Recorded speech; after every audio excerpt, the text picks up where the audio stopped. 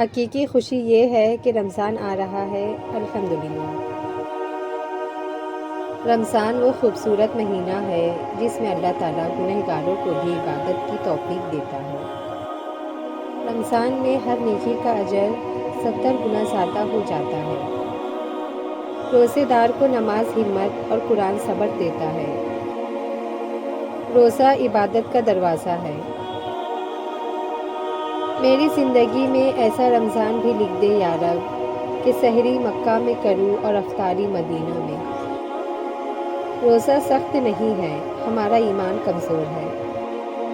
خوش قسمت ہے وہ لوگ جنہیں یہ رمضان نصیب ہوا، اور اس سے بھی زیادہ خوش نصیب ہے وہ جو اپنے رب کو راضی کر لیں گے۔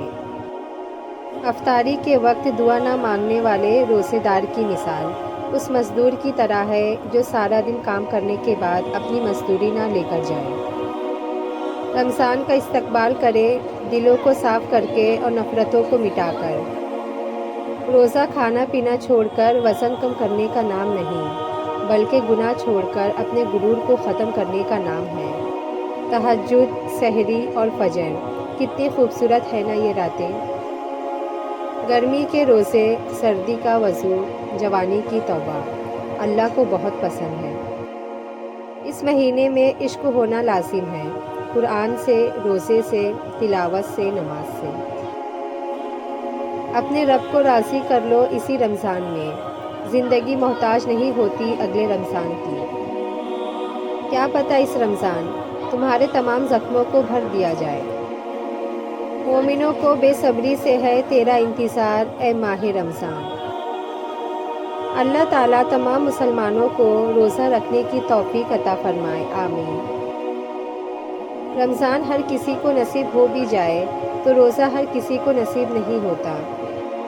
رسول اللہ صلی اللہ علیہ وسلم نے ارشاد فرمایا، جب رمضان کا مہینہ آتا ہے تو آسمان کے تمام دروازے کھول دیے جاتے ہیں، جہنم کے دروازے بند کر دیے جاتے ہیں اور شیاطین کو زنجیروں سے جکڑ دیا جاتا ہے۔ اور رب ہمیں اس لیے رمضان دیتا ہے کیونکہ وہ چاہتا ہے میرا بندہ میرے اور قریب ہو جائے۔ رمضان میں ایک رات 1000 مہینوں سے بہتر ہے۔ سحری میں اللہ پاک کی رحمت برستی ہے۔ رمضان قرآن کا مہینہ ہے۔